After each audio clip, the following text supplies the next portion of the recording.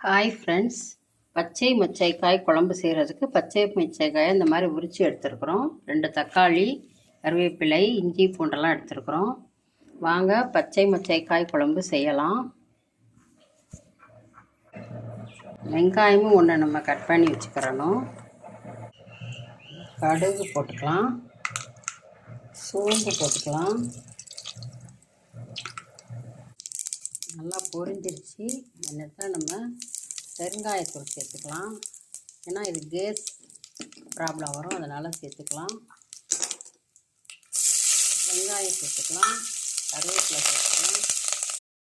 மொச்சக்காய் குழம்பு வைக்கிறதுக்கு வெங்காயம் எல்லாம் வதங்கிடுச்சு.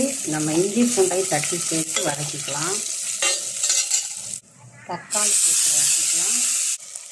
தக்காளி வதங்கிடுச்சு. குழம்புத்தூள், மஞ்சள் தூள் சேர்த்துக்கலாம், வதக்கிக்கலாம்.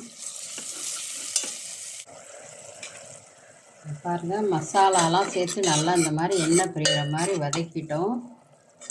தக்காளி, இஞ்சி பூண்டு, வெங்காயம் எல்லாமே நல்லா வதங்கிடுச்சு.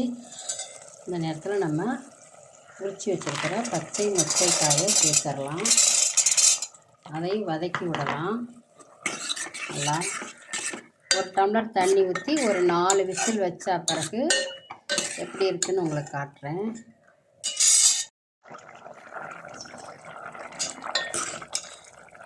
பாருங்கள், நம்ம விட்ட இன்னைக்கு பச்சை மொச்சைக்காய் குழம்பு சூப்பராக இருக்குது. இது ரொம்ப ரொம்ப ஹெல்த்தியானது. குளிர்காலங்களில் தான் கிடைக்கும். தேங்க்யூ. ஹாய் ஃப்ரெண்ட்ஸ், இங்கே பாருங்கள், பச்சை மொச்சைக்காய் குழம்பு பாருங்கள் சூப்பராக ரெடி ஆகிருக்கு. இது சாதம், சப்பாத்தி, இட்லி எல்லாத்துக்குமே நல்லா காம்பினேஷன். இது கிடைக்கிற காலங்களில் நம்ம சாப்பிடணும். பச்சை மொச்சை பருப்பு குழம்பு ரெடி.